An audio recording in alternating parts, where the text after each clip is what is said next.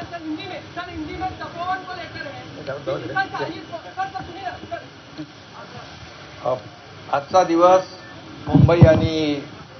महाराष्ट्रासाठी देखील अतिशय आनंदाचा दिवस आहे। आज या ठिकाणी ऑरेंज गेट ते मरीन ड्राईव्ह असा आपला बोगदा तयार होतोय आणि TBMचं आज लॉन्चिंग मुख्यमंत्री महोदयांनी केलं आहे। खऱ्या अर्थाने आपण अटल सेतूवरून आलो, ठाण्यावरून आलो, नव्या मुंबईवरून आलो की इकडे फ्रीवेच्या लँडिंग जवळ आपण सगळी ट्रॅफिक जाम व्हायची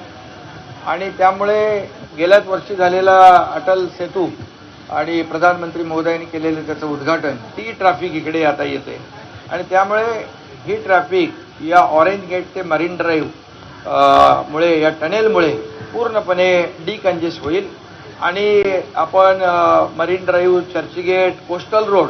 या सगळ्याकडे जाणारी जी वाहतूक आहे त्याला बराच वेळ लागायचा आणि ट्रॅफिक जाम व्हायची आणि त्यातून सगळ्या मुंबईकरांची सुटका होणार आहे। साऊथ मुंबईची देखील ट्रॅफिक कमी होईल आणि ईस्ट आणि वेस्ट हे एकमेकाला जोडलं जाईल, त्यामुळे हजारो लाखो मुंबईकरांना त्याचा दिलासा मिळेल।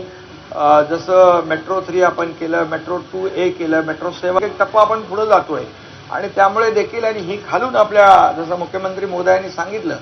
की हा सर्व प्रकल्प जो आहे अगदी मेट्रो 3च्या खालून पण जातोय, त्यामुळे हा अतिशय आधुनिक पद्धतीचा हा टनेल आहे आणि मला वाटतं आपला कोस्टलला हाच वापरला आणि ते काय त्याचं नाव मावळा होता, मावळा,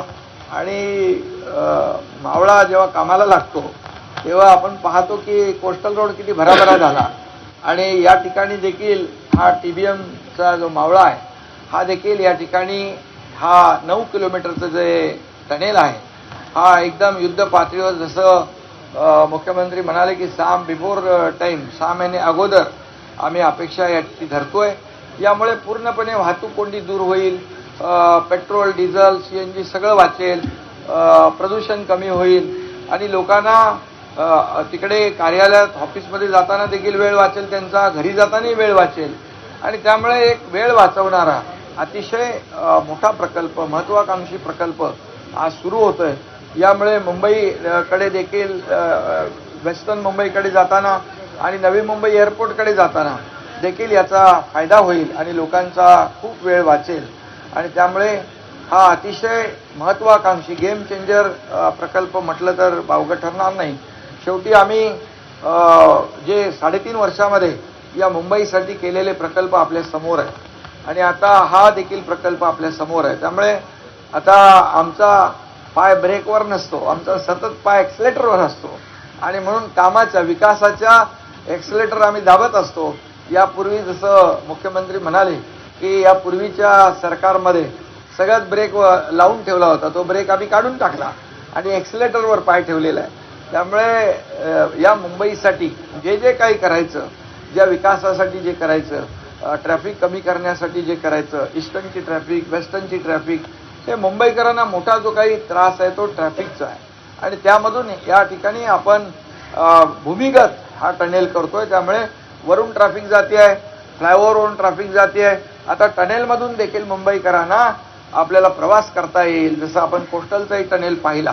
आणि आपण BKC देखील टनेलचा जे काही आम्ही प्रकल्प करतोय MMRDAच्या माध्यमातून, त्यामुळे आता जमिनी खालून देखील वाहतूक कोंडी दूर करण्याचा हा एक मोठा प्रकल्प, मोठा प्रयोग आहे आणि म्हणून मी MMRDAचे सर्व अधिकारी आणि त्यांचे सर्व कर्मचारी, त्यांचे सर्व इंजिनियर्स आणि L&T या सगळ्यांचं मनापासून मी अभिनंदन करतो। अतिशय उत्तम हा प्रकल्प हा सुरू होईल आणि एक मगाशी म्हटल्याप्रमाणे इंजिनिअरिंग मार्वल खऱ्या अर्थाने या प्रकल्पातून आपल्याला पाहायला मिळेल की मुंबईत देखील अशा प्रकारचे प्रकल्प जे आपण फक्त परदेशात पाहत होतो ते प्रकल्प मुंबईमध्ये होत आहेत, याचा सगळ्यांनाच आनंद आहे, आम्हालाही अभिमान आहे आणि म्हणून मी यासाठी जे जे काही सर्व सहकार्य करतायत, ज्यांचं योगदान यामध्ये होणार आहे, या सगळ्यांचं मनापासून अभिनंदन।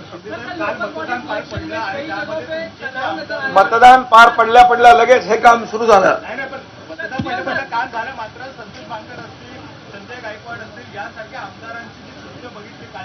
अरे जे लोकप्रतिनिधींनी आपण कसं वागलं पाहिजे हे ठरवलं पाहिजे आणि निवडणूक प्रक्रियेमध्ये देखील या ठिकाणी निवडणूक प्रक्रिया लोकशाही मार्गाने झाली पाहिजे असं आमचं मत आहे.